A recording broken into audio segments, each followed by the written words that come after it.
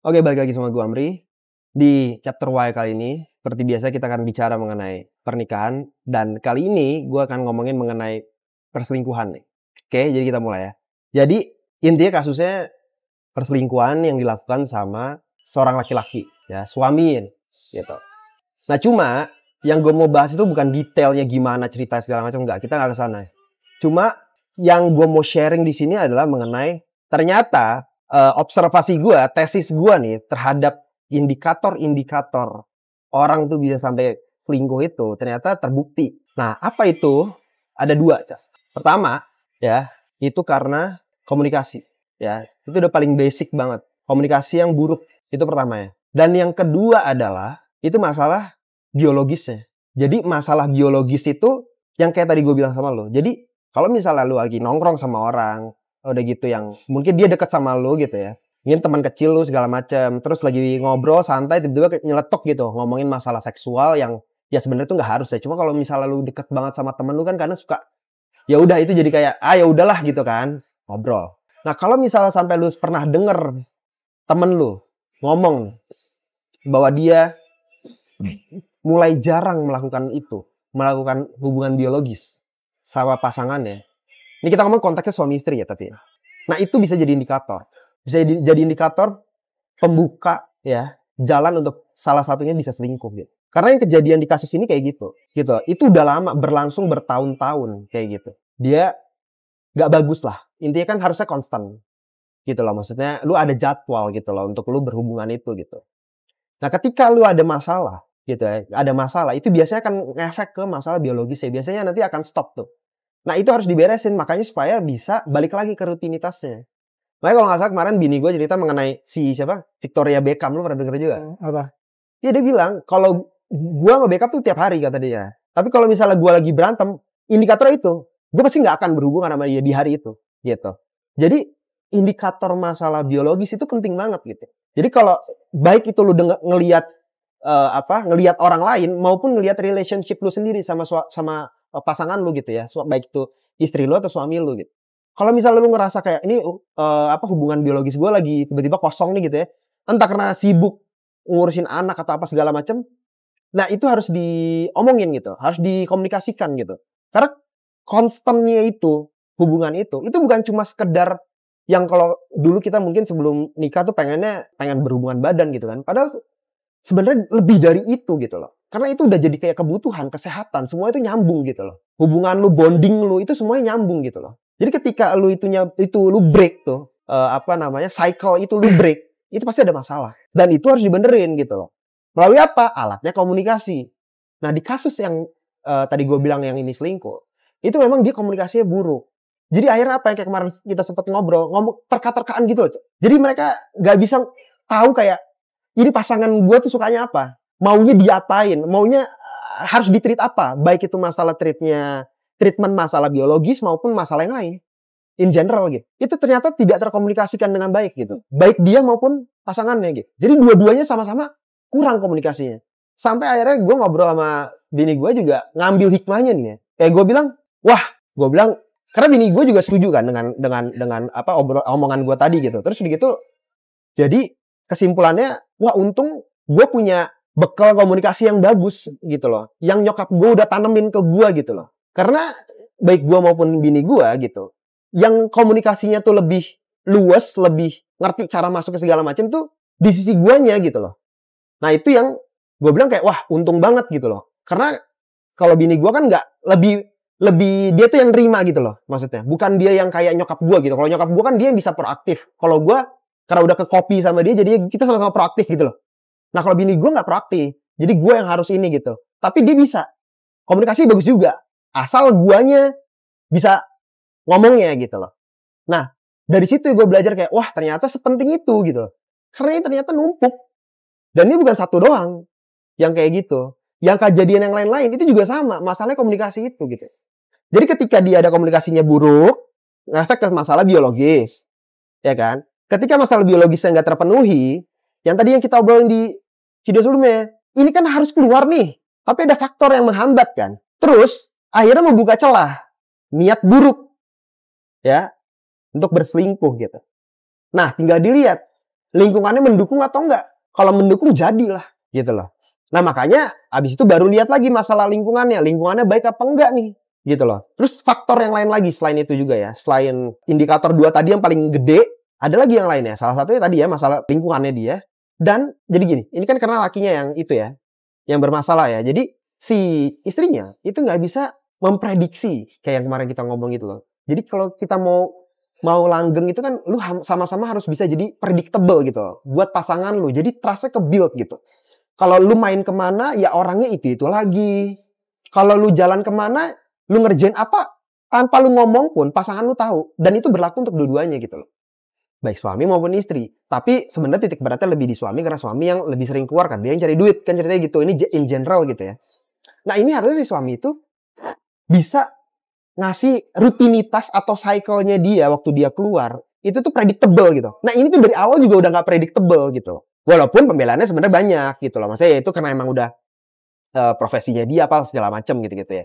Cuma tetap mau pasangan yang manapun di situasi kayak si istrinya ini akan susah kalau dia lu nggak bisa predik nih orang gitu loh. Kan dia jadinya kalau kayak gitu terpaksa jadi posesif kan. Yang mana itu bikin jadi nggak nyaman ke sebelah sana gitu loh. Ya itu jadinya kayak bola salju yang tergulung terus gitu loh, dari komunikasi yang buruk, ininya ke sini, ininya ke sini ke sana. Lingkungannya juga nggak bisa diprediksi, ketemunya orang baru lagi gitu loh. Bilangnya kerja sih gitu, cuma ya orangnya kita nggak tahu gitu, kayak gitu. Jadi akhirnya itu ketika ada masalah di situ, ketemu kesempatannya jadi. Dan yang gua sayangkan adalah ketika udah nyungsep, orang-orang kayak gitu kok bisa nyalainnya si itu loh, yang kayak kemarin kita bilang itu. Nyalainnya ya si istrinya itu gitu. Nyalainnya tuh orang lain gitu. Ya maksudnya itu kan mestinya yang nge-lead conversation-nya itu kan harusnya lakinya. Karena lu kan kepala keluarganya. Gitu kan. Harusnya di-lead sama si suaminya gitu loh. Untuk ngebenerin conversation-nya dulu. Makanya kebutuhan lu bisa terpenuhi kan. Ujungnya kan akan begitu tuh. Nah, muncul pertanyaan baru lagi. Kemarin gue ngobrol kan sama bini gue. Nah, cuma nih orang gak bisa komunikasi. Terus solusinya apa? Gue bilang, kalau dia gak bisa komunikasi antara dua, ya, si suami dan istri gak bisa komunikasi, solusinya apa? Belajar sama siapa? Psikolog. Itu udah temennya. Karena kalau enggak gak bisa lu jalanin pernikahan itu tanpa komunikasi yang bagus gitu. Kalau lu main terka-terkaan, gak bakal beres. Itu efeknya nanti bola salju ke masalah yang lain-lain gitu loh. Itu jadinya. Jadi kayak, ya aduh, kasihan, sayang banget. Ya kayak gitu. Hal-hal kayak gitu tuh yang. Dan lebih bahaya lagi adalah kalau misalnya kondisinya kayak gitu ya, perselingkuhan kayak gitu, kalau lakinya nggak punya duit gitu ya, mending geraknya nggak banyak. Tapi kalau punya duit, wah makin parah. Kalau punya duit, wah udah bisa seenak-enaknya gitu loh maksudnya. Itu yang bahaya banget gitu. Gitu. Jadi maksudnya tuh dalam arti gini, senjatanya laki-laki tuh suka nggak suka itu pasti duit ke perempuan. Itu banyak kejadian ya di luar sana yang mirip-mirip kayak gini, semua senjatanya di duit gitu. Dia ngebeli semua independensi dari si perempuan itu ya dari duit. Gue cabut fasilitasnya kalau lu begini. Gue akan begini. Intinya dia nggak ada duit. Pokoknya lu nggak bisa dapat fasilitas lagi. Itu parahnya kalau dia punya duit. Bahkan yang nggak punya duit aja berani ngomong kayak gitu. Dan lucunya itu bisa terjadi sama orang yang gak punya duit, berani ngomong kayak gitu seakan-akan punya duit, tapi perempuannya pun takut. Gila gak? Itu se-powerful itu laki-laki gitu, bisa kayak gitu. Jadi bahaya banget memang, makanya kalau misalnya satu lu punya duit, kedua komunikasi lu buruk, ya udah itu udah paket lengkap tuh. Kalau gak dibenerin, gak bisa kacau tuh case-nya. Akan ngefek kemana-mana gitu. Tapi gue bingung sih kalau komunikasi buruk, di awalnya cara dia yakin nikah gimana caranya? Mungkin lebih banyak pakai perasaannya, nggak tahu. Gue nggak tahu persisnya kalau itu. Cuma maksudnya ya mungkin kan komunikasi itu kan ya balik lagi namanya lu pendekatan itu kan nggak semuanya keluar. Mungkin ya balik lagi ada miscalculation juga. Tapi mungkin di awal ya kayak kemarin gue bilang sama bini gue juga, emang marriage itu nggak bisa pakai perasaan menurut gue. Kayak perasaan oke lah, 10% lah. Dalam hal apa? Yang lihat fisiknya, ngobrolnya nyambung, ada chemistry nggak sih? Ngobrol nyambung nggak sih? Nongkrongnya kemana lu biasanya? Hobi lu ngapain? Itu mungkin bisa lah pakai perasaannya di situ ya, sampai situ aja gitu. Tapi sisanya Itu nggak bisa ya, itu harus semuanya itu transaksional. Emang marriage itu menurut gue transaksional, harus ada take and give-nya gitu loh. Nah itu semuanya harus tertuang kayak ya gimana visi lu apa, yang kayak gini, kekurangan gue gini, kelebihan dia di sini. Kalau misalnya dia nggak bisa ngelit conversation-nya, ya dia harus cari cara gitu loh. Bukannya kayak ya udah gue emang kayak gini orangnya gitu. Nggak bisa, lu harus belajar gitu loh. Lu harus dinamis gitu loh, baik laki maupun perempuannya gitu. Kalau lu emang nggak jago komunikasi ya lu harus belajar, lu harus ke psikolog, lu harus mungkin ke seksologis untuk nanyain mengenai masalah seksnya atau apa. Kalau lu ada rasa nggak puas atau apapun gitu, itu semuanya ada sebenarnya gitu loh. Cuma kayaknya di sini masih tabu gitu loh. Jadinya hal-hal kayak gitu nggak dijalanin gitu ke expertnya gitu. Padahal itu harusnya sih menurut gue ya itu membantu sekali gitu loh. Kalau misalnya kita tuh bisa terbuka ke sana untuk menjaga marriage-nya gitu. Karena kalau misalnya lu nggak bisa jago komunikasi udah gitu, lu cuma ya udah emang gue orangnya kayak gini, gue jelek komunikasinya, ya susah gitu loh. Tapi bukan berarti kalau jago komunikasi akan selalu bisa mempertahankan rumah tangga, enggak juga gitu loh. Sampai makanya kesimpulannya gue kemarin bini gue ngomong gini, gue bilang gue kalau misalnya nggak tahan, gue bilang itu sebenarnya udah kita omongin juga sih di video sebelumnya. Cuma gue ngomong depan bini gue kemarin, gue bilang kalau misalnya sampai gue udah nggak tahan, gue mendingan cerai, gue bilang, daripada gue harus selingkuh. Misalnya gue emang ya pokoknya gue nggak bisa nahan nafsu gue lah, gue bilang. Gue mendingan cerai aja, gue bilang. Demi apa ya? Demi lu dan anak-anak. Gue jadi gak nyakitin lu kan. Emang karena gue aja yang goblok gitu. Biarin gue keluar aja gitu. Kalau misalnya sampai amit-amit kayak gitu. Daripada gue harus selingkuh, kenapa ya? Karena ya satu itu dosa, kedua itu udah itu reputasi bos. Lu selingkuh nih. Ya kan? Itu kan reputasi. Gitu loh. Reputasi lu ntar di kerjaan, di mana, di teman-teman lu semua. Emang ada temen lu yang mau deketin kayak gitu? Istrinya kalau tahu lu temenan sama orang pernah selingkuh, nggak boleh lu deket lu. Gitu loh. Bini gue bilang, bener. Gue juga setuju, kata dia. Mendingan kayak gitu. Terus jadi, walaupun pisah, tapi hubungannya baik. Ya kayak artis, itu kalau yang gampang nih karena kita bikin video ya, orang-orang yang semua orang kenal ya, artis-artis ya lu bisa lihat kayak Desta sama si Aca gitu kan, dari Corbuzier sama si mantan istrinya kan baik hubungannya kan, gitu. Jadi ya itu ternyata, ya perceraian yang baik tuh menurut gue ya itu ketika lu udah misalnya lu nggak tahan atau segala macem, ya udah demi anak-anak, demi hubungan lu dan reputasi lu, ya lu mendingan cabut. Ngapain lu paksain malah jadi selingkuh gitu loh, maksudnya kacau gitu loh. Dan kalau udah kayak gitu Pak, kayak tadi yang lu cerita lu itu kesetanan, tau gak lo? Karena itu tuh emang udah mungkin emang udah namanya dosa ya gitu ya. Jadi kesetanan gitu. Kesetanan dalam arti apa? Udah gak kayak orang yang berbeda gitu pas ketahuan. Bukannya malah jadi baik gitu ya. Ya kalau yang jadi baik mungkin alhamdulillah itu mungkin kepleset aja gitu ya. Tapi kalau misalnya ini ada yang kejadiannya yang jadi benar-benar ya udah cabut aja keluar rumah, nggak ngobrol lagi sama anaknya, tinggal aja udah berapa bulan gitu. Jadi kayak kosong aja udah kayak gitu. Jadi nggak ngurus lagi gitu. Ya maksudnya ngurusnya ya lempar duit aja. Gitu loh. Jadi kayak kesetanan gitu. Tapi masih banyak juga kan yang orang yang bisa nerima pasangannya selingkuh akhirnya. Oh, banyak juga. Karena dia merasanya, tapi biasanya kalau yang gue ketemu model-model kayak gitu, dia yang memang duitnya banyak. Yang selingkuh duitnya banyak nih si laki. Jadi semuanya ditoleransi. Sama siapa? Sama si istrinya. Nah, ditoleransi kenapa? Ya karena nurunin gaya hidup itu lebih berat. Jadi dia memilih bahwa ya mungkin ini emang resiko gue kali. Gue pengen hidup mewah, tapi ya laki-laki nggak bisa nahan nafsunya, ya udahlah gitu. Ya itu yang ya udah, jadi nggak ada perasaan lagi. Yang penting gue nggak turun ini gitu. Nah makanya itu yang kemarin sempat gue bahas juga sama bini gue. Jadi ya bahayanya di situ, jangan sampai perempuan itu juga dalam kondisi kayak gini gitu ya, mentuhankan uang itu gitu loh. Lalu kan punya harga diri gitu loh. Ya walaupun memang susah ya, maksudnya untuk kayak biasanya hidup mewah tiba-tiba di-cut semua fasilitas, gila kan. Kalau misalnya lu bener-bener lu harus yang tadinya lu cuma bisnis untuk have fun tanpa mikirin ini jadi priority income gua segala macam karena ini ada suami gua gitu ya. Ini enggak, lu harus bener-bener kayak bisnis gue nih harus serius nih, harus jadi nih bisnis gue gitu. Karena yang tadinya kayak gini kan mereka bisnis, istrinya bisnis tapi cuma buat ya senang-senang aja, buat ngisi ngisi waktu gitu loh. Kalau kayak gini kan bener cut, bisa nggak dia? Nah biasanya ketakutan gitu akhirnya membuat, walaupun nggak semua ya, membuat akhirnya mereka mentoleransi itu. Tetap jalan, cuma ya itu nggak ada perasaan lagi. Ya udah asal ini aja. Walaupun buat gue nggak tahu sih, kalau buat gue selingkuh nggak ada toleransi sih. Nah, Buat iya makanya ya kita kan laki ya.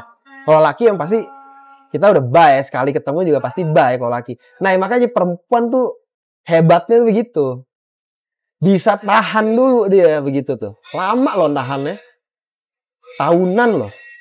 Bisa kayak gitu tuh mereka. Terlepas dari lakinya punya duit atau enggak ya, mereka tuh kuat banget hatinya. Bisa ya udah gitu. Dimin dulu, kayak kumpulin bukti dulu. Biarin dulu kayak siapa tahu nanti dia yang jujur sendiri atau apa. Tapi buktinya udah ada gitu. Wah, kayak gue kalaupun dia jujur sendiri, kayak gue lebih mendingan gue gak usah sama dia sih. Walaupun dia jujur ya. Iya karena kita laki. Kalau laki udah pasti. Nggak, ini kita gue ngomongin perempuan yang tadi. Kalau laki mah udah no doubt semua pasti akan setuju gitu loh. Majority udah pasti buy. Tapi kalau perempuan kebalik. Majority pasti kayak masih ada ruang toleransi gitu loh. Baik itu nggak punya duit maupun punya duit gitu. Terutama punya duit ya. Kalau tidak punya duit itu ya tadi. Dia udah punya anak ya. Apalagi punya anak. Dia lakinya juga punya duit. Nah coba gitu loh. Jadi aduh kasihan banget ya. Gimana pendapat lo? Nggak tahu, kalau gue dari posisi gue, di otak gue ya, dari gue bilang apapun alasannya, kalau gue tahu misalnya lo ketahuan selingkuh, buat gue udah nggak ada alasan lagi sih. Maksud gue mau harusnya perempuan juga bisa kayak gitu kan, maksud lo kan? Iya harusnya kan, sama kayak laki-laki kan. Sekali ketahuan harusnya ya udah bye, nggak ada alasan dong. Ya karena buat gue kalau lo menerima orang selingkuh itu buat gue ya kayak ya lo ngebiarin diri lo ditusuk berkali-kali gitu. Iya. Kayak gue mendingan kayak lo tusuk sekali sakit banget, abis itu udah. Tapi nggak berkali-kali. Iya. Ya kalau bahasa gue tuh kayak kalau lu paksain kayak gitu, lu akhirnya memaksakan fitrah lu sebagai manusia gitu, yang harusnya nggak ada yang namanya marriage itu. Ada orang lain, orang ketiga, orang keempat, orang kelima yang nggak ada harusnya. Tapi kalau lu paksain kayak gitu, akhirnya hati lu baal kan.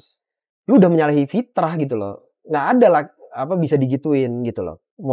Baik laki maupun perempuan. Tapi kita nggak ngomongin poligami ya, itu panjang lagi urusannya. Itu maksud gue dalam hal yang ini ya, selingkuh ya, nggak bisa. Itu menyalahi fitrahnya lu juga gitu loh. Lu akhirnya kan sininya hati lu baal gitu loh. Kayak ya udah kosong aja. Pulang gak ada rasa, yang penting dia tanggung jawab, kasih duit, dah. Tapi ada juga, gue pernah bilang kayak, sebaik-baiknya laki-laki tuh, ini bukan dari gue ya, ini statement dari yang pernah gue dengar. Sebaik-baiknya laki-laki pasti dia pernah jajanin cewek. Pernah jajanin cewek? Wow, ngeri juga ya. Amit-amit sih. Jajanin cewek tuh maksudnya main tidur kan sama dia kan? Apapun, bisa mungkin tidur, bisa juga kayak misalnya ada cewek butuh kebutuhan apa lu bayarin. Oh, oke. Ya kalau butuh kebutuhan apa itu cuma tinggal nunggu waktu aja nggak sih? Itu cuma bibit-bibit awal tuh begitu. Awalnya biayain dulu, lama-lama ya kan nggak mungkin biayain nggak ada benefitnya buat dia. Ngapain biayain doang nggak ada benefitnya? Minimal banget ya pasti nemenin nonton, nemenin apa ya kan? Nggak mungkin nggak ada benefitnya. Ini statement ini dapetnya gue dari cewek lagi. Oh dia bilang gitu. Iya dia bilang gitu. Gue mah udah, pokoknya dia ngomong intinya kayak mencoba realistis. Pokoknya intinya dia ngomong kayak ya udahlah, gue mau dapet cowok sebaik apapun juga gue tahu kok ujung-ujungnya pasti dia pernah jajanin cewek. Minimnya ya gitu. Mungkin nggak tidur tapi mungkin lo pernah ngasih buat cewek itu apa? Gitu. Gue belum tahu sih kalau itu. Gue nggak bisa komen sih. Kalau pasti dia pernah gitu ya, gue belum tahu deh. Tapi buat gue ya gue nggak tahu sih. Kalau buat gue ya. Lu pernah? Terus. Apa gue? Gue enggak. Enggak, bukan lu. Lu pernah denger nggak kayak cerita yang tadi tuh, kayak misalnya ada temen lu gitu. Ya itu pernah curhat sama lu kayak komunikasinya buruk atau ada yang pernah ngebuka masalah biologisnya dia yang mungkin kayak gitu. Pernah ada nggak? Kalau nggak, maksudnya biologis bukan yang bagus ya. Maksudnya bukan yang ya kita ngomongnya yang gue udah lama lagi nggak ini gitu misalnya. Udah nikah nih? Iya udah nikah. Gak tau ya, gue tuh agak males untuk ngomongin masalah yang kayak gitu. Oh enggak, ini biasanya mereka yang buka sendiri, kita nggak nanya. Kalau kita nanya nggak enak. Ada gak sih kayak gitu? Kita juga gak bakal nanya lah, gak enak. Ada Pak, yang nanya mah ada aja. Ya kalau misalnya deket banget kali ya, kalau misalnya udah wah teman kecil banget yang ini ya, mungkin ya bisa sih dia nanya. Kayak gue menghindari omongan-omongan kayak gitu deh. Kalau gue ya. Iya, gue juga. Karena gue gak mau kepala gue terkontaminasi kayak harusnya bini gue bisa gini nih, itu tuh gue gak mau tuh kayak gitu tuh. Rusak makanya. Nah makanya kemarin gue juga ngobrol nih, gue bilang semua itu sebenarnya ada preventionnya gitu loh. Kalau misalnya kita ngomong secara spiritual gitu ya, itu kan semuanya berangkat dari hal-hal kayak simple kayak lu harusnya nggak sama muhrim, lu nggak salaman, lu nggak rangkulan ya kayak kemarin lu yang gue cerita, nggak rangkulan ya kan, ya nggak salaman segala macam, itu semua kan bibit-bibit gitu loh. Sampai kemarin tuh gue sempet ada satu influencer gitu ya, baru gue follow gitu, terus pokoknya nih orang punya sahabatnya tuh sahabatnya tuh anniversary pernikahan. Terus di di bulan depan mungkin ya si temannya ini, sahabatnya ini mau lahiran gitu. Terus kayak dia seneng banget lah pokoknya sama si sahabatnya dua ini gini, yang pasangan ini gitu. Dia sendiri juga udah nikah gitu. Terus dia foto sama sahabatnya yang pasangan suami istri ini. Dia di tengah, pipi yang laki sama yang perempuan ditempel ke dia. Ngerti gak lu kayak gitu? Gue bilang ya hal-hal kayak gitu, kalau misalnya kebanyakan hal-hal kayak gitu ya dinormalisasi kayak gitu, nanti lama-lamanya bisa naik, eskalasi terus gitu loh. Karena itu kan semuanya bibit-bibit gitu. Itu hal kayak gitu biasa, lama-lama peluk biasa, cipika-cipiki biasa. Lama-lama chatting crossing ke yang lawan jenis akhirnya biasa, padahal dia punya pasangan gitu kan. Pasangannya juga sahabat lu. Karena sama-sama ini sahabat ya lu crossing jadi ngerasanya biasa aja. Bentar lama-lama apa? Minta tolong ini, minta tolong itu. Naik terus gitu loh. Jadi kayak itu semuanya ada preventionnya gitu loh. Kayak dari itu hal-hal itu tuh gitu. Terpas dari tadi ya masalah komunikasi, ngebenerin masalah seksualnya, lingkungannya harus bisa predictable juga jadi manusia gitu loh. Gue bilang ya lu sama gue nih, gue bilang, gue sama bini gue, lu sama gue, lu harus punya sense of control terhadap gue. Begitu juga dengan gue. Kalau lu gak punya sense of control terhadap gue bilang, lu pasti gak nyaman dan lu pasti malas posesif. Gue bilang gitu kan. Iya, gue malas banget, gue bukan orang posesif. Dia bilang. Nah iya makanya gue bilang. Jadi once pokoknya ya, gue bilang, pokoknya kalau gue ngerasa gue gak punya sense of control terhadap lu, gue pasti mendingan udah bye. Karena gue capek, ngapain gue harus posesif, nanya-nanya temennya. Di mana sih ini? Di mana bini gue? Lu sama bini gue nggak gini-gini, ngapain? Gitu loh, capek. Itu bukan, kalau pacaran mending kayak gitu. Tapi kalau nikah itu bukan waktunya hal-hal kayak gitu. Kalau kayak gitu aja masih lu nggak tahu diri, mendingan bye aja. Setuju katanya. Itu salah satu yang gue bilang core value. Tuh gue sama bini gue sama. Alhamdulillahnya. Jadi ya kayak gitu. Ya kalau lu nggak punya sense of control, gue bilang ya lu tahu kan kalau gue pergi kemana aja. Teman gue siapa aja, lu tahu kan? Tanpa gue ngomongnya lu tahu. Kalau gue nggak di gym, gue di tribe. Bini gue tahu. Kalau dia nggak kesini atau nggak kesini, udah temennya kalau nggak ini udah nggak ada lagi. Gitu loh. Ya, lu kalau misalnya mau sehat pernikahan tuh ya harusnya begitu. Lu punya sense of control. Kontrol bukan berarti kontrol as in lu bener-bener semuanya harus izin, enggak kayak gitu loh. Cuma maksudnya lu bener-bener harus jadi orang yang predictable, jadi lu punya sense kayak enggak kok dia nggak ngapa-ngapain. Lu confident gitu loh terhadap keterbukaan yang dilakukan sama pasangan lu. Akhirnya lu punya trust gitu loh. Tapi kalau yang kasus yang tadi yang gue cerita, itu dia tuh nanya temennya gitu Pak, kayak zaman lu dulu, kayak teman-teman kita dulu. Ini dia sama siapa sih? Oh iya. Coba lu bayangin, kan capek kalau kayak gitu. Ini udah nikah loh, udah punya anak loh. Ya anaknya nggak satu lagi. Maksudnya ngapain harus lu, kalau gue ya di relationship yang gue harus khawatir gitu. Lu kemana sih, lu sama siapa sih gitu. Buat apa gitu. Capek kalau harus kayak gitu. Terus apalagi kayak hari ini orangnya ABC, besok GFG gitu. Ya capek banget gitu. Oh ini siapa lagi sih? Ini siapa lagi gue gak kenal gitu. Kayak gitu. Tapi kalau gue sih gak pernah mikir, lo mau misalnya dalam satu hal, misal dia ketemu orang berbeda-beda tiap hari, gue sih gak mikirin. Kalau gue ya. Ya itu preferensi sih. Tapi ya lu lihat aja nanti. Kalau misalnya lu udah nikah, kalau lu bisa stick sama omongan lu ini, bagus. Berarti emang lu kuat berarti. Iya. Tapi emang gue gak pernah terlalu masuk ke pertemanan pasangan gue sih. Gue malas terlalu banyak, kalau misalnya terlalu banyak yang masuk gitu loh. Capek. Masuk maksudnya? Terlalu banyak omongan kanan kiri gitu. Lu malah gak mau kenal sama temennya dia? Bukan gak mau kenal sama sekali. Tapi maksud gue gak mau terlalu deket banget gitu. Oh, kalau deket gue juga gak deket. Cuma at least gue tahu gitu loh. Bukan deket yang kayak gimana, kayak gue sama lu gitu, kagak. Gue juga kagak deket. Ibaratnya kayak siapa ya? Kayak lu sama siapa ya? Kayak lu sama gak apa-apa lah. Jangan lah, kocak. Tapi enggak. Tapi emang gue, tapi karena gue capek sih kayak gitu. Karena buat gue, ya lo mau, gue gak pernah mikir gue bisa ngontrol pasangan gue lagi. Ya nanti deh coba. Gue penasaran kalau lu bisa kayak gitu. Gue penasaran, jujur aja. Karena gue mikirnya kayak gue sebenarnya pengennya bisa ngontrol, tapi buat gue itu cuma nyakitin diri gue sendiri doang. Tapi lu ngerti definisi kontrol gue kan? Ya tahu. Bukan kontrol kayak lu harus begini apa segala, kagak.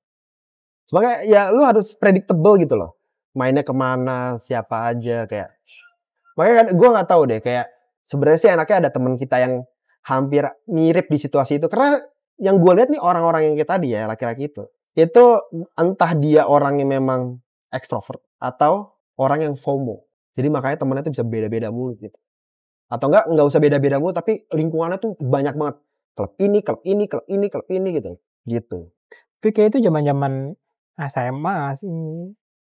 Ya, gue juga mikirnya begitu. Tapi ini kejadiannya gimana? Ini kejadian di lapangan ini. Makanya sebenarnya gue juga penasaran hal kayak gini tuh, gue pengen nanya juga sama teman-teman kita yang ada di kategori itu, yang ekstrovert, orangnya FOMO-an gitu kan. Karena yang kejadian kayak gitu. Ya berarti masih pengen majak main kali ini. Kayak belum selesai sama dirinya, ngerti gak? Kayak nggak tahu ya, kalau bahasa gue sih gitu ya. Karena gue nggak tahu sih, makanya orang ekstrovert tuh cara pikirnya gimana, gue masih agak bingung juga gitu ya. Jadi kayak buat gue, karena gini, in general, laki-laki yang gue ngerti nih ya, laki-laki tuh bisa mengerjakan suatu hal yang monoton gitu loh. Lebih kuat dibanding perempuan. Karena laki-laki tuh logik. Jadi kayak ngerjain sesuatu yang yang monoton tuh dia lebih kuat gitu. Karena dia mikirnya ini efisien, gue nggak perlu ngerjain yang ini. Gue kalau nongkrong perlunya begini aja, ya udah. Gitu loh. Tapi kalau perempuan enggak, perempuan pakai hati kan. Nah, kalau perempuan lebih kayak dikit ini bosan, dikit ini bosan gitu. Tapi kalau laki tuh kayak ya udah, lu lingkungan lu ya itu lagi, lu bisa stick sama orang yang sama. Lebih apa ya, kayak brotherhood gitu loh, kayak ya lu orangnya itu lagi, lu gak bosan sama mereka gitu loh. Walaupun mungkin orangnya banyak gitu ya, tapi lu bisa gitu loh, monoton begitu aja gitu. Nah, gua ngerti kayak gitu. Itu gimana? Gue termasuk orang yang bosanan sih sebenarnya. Maksud gue bosan kalau misalnya gue benci sama rutinitas. Gue benci banget sama yang namanya rutinitas. Kalau gue sih bukannya gue ngelakuin bukan karena gue nggak bosan ya, tapi buat gue kadang ada kewajiban aja ya gitu. Iya. Tapi kalau bosanan gue bosanan gitu. Tapi mungkin bosannya itu kayaknya menurut gue semuanya itu tergantung konteks bosannya. Jadi kayak bukan bosan in general konteks ya, semua hal gitu, bukan. Manusia pasti ada bosannya. Tapi kayak on certain ini ya, hal-hal yang crucial kayak tadi masalah lingkungan, yang hubungannya jadinya nanti ke malah ke trustnya pasangan segala macam, itu tuh kita bisa monoton gitu loh. Harusnya kalau gue ngelihatnya gitu. Iya nggak sih? Itu yang pertanyaan gue, bisa nggak sih? Masalah gue gak pernah percaya sama orang sih. Jujur gue tuh nggak, tapi gue jujur ya. Gue nggak tahu ini gue yang salah atau gimana, tapi buat gue selama gue ngejalin sama orang kayak gue nggak pernah percaya gitu kayak. Apa nih, pasangan, teman, apa? Iya pasangan, apapun gitu. Hah? Ya ini lo ngomongin tentang pasangan kan? Maksudnya nggak terlalu percaya sama pasangan gitu? Iya. Dalam hal? Semua. Nah ini tapi ini balik lagi karena pengalaman yang pernah gue dapet, tapi bukan gue alamin sendiri ya, tapi pernah gue dapet aja gitu. Jadi ngebuat gue trust issue gue tuh tinggi gitu. Jadi gue tuh lebih ke ya udahlah, lo mau lebih ke ya udahlah, lo mau ngelakuin apapun di luar kontrol gue, ya udah, gue bukannya gue ikhlas, tapi maksud gue kalau gue emang tahu lo ngelakuin hal yang tidak benar di belakang gue, ya udah gitu. Ujung-ujungnya juga gue bakal tahu. Karena gue pernah jadi orang yang protektif tuh, gue pernah. Dan itu capek banget. Ya makanya gue juga gak suka. Makanya kan tadi gue bilang, kalau gue harus jadi orang yang protektif, yang gue jadi worry gitu ya, gue gak percaya sama dia. Jadi gue gak punya sense of control ke dia gitu. Bukannya gue jadi malah, lu pokoknya gak boleh pergi, lu pokoknya gak boleh ini, gak boleh. Enggak, justru malah ya udah bye. Ngerti gak lo? Gitu sebenarnya konsepnya. Karena capek, ngapain hubungan lu harus memaksakan untuk dia sadar diri gitu. Kalau nggak sadar diri ya mendingan udah bye aja. Ngapain capek-capekin. energi gitu. Ya buat gue sih sekarang yang pengen gue cari ya hubungan yang dimana lo bisa sadar aja sih kayak. Ya iya itu maksudnya. Sadar diri kan. Ya lu punya tanggung jawab. Ya kan. Lu udah nikah. Ada seseorang yang lu harus layanin gitu ya. Layanin bukan perempuan doang. Laki-laki juga melayani keluarganya juga sama aja. Ya yang pasti lo gak bisa seleluasa kalau lo single aja. Iya. Tapi buat gue itu gak apa-apa. Yang penting jangan. Udah lah jadi orang protektif lo. Apalagi bucin ya. Iya, maksudnya kayak jadi gini deh, kesimpulannya, kalau misalnya lu ada di suatu hubungan yang lu mengharuskan lu jadi protektif, mendingan cabut. Mau itu pacaran kayak, mau itu nikah kayak, menurut gue mendingan cabut. Karena kesadaran diri tuh capek kalau lu harus paksa gitu. Karena itu harusnya datang dari diri sendiri gitu loh.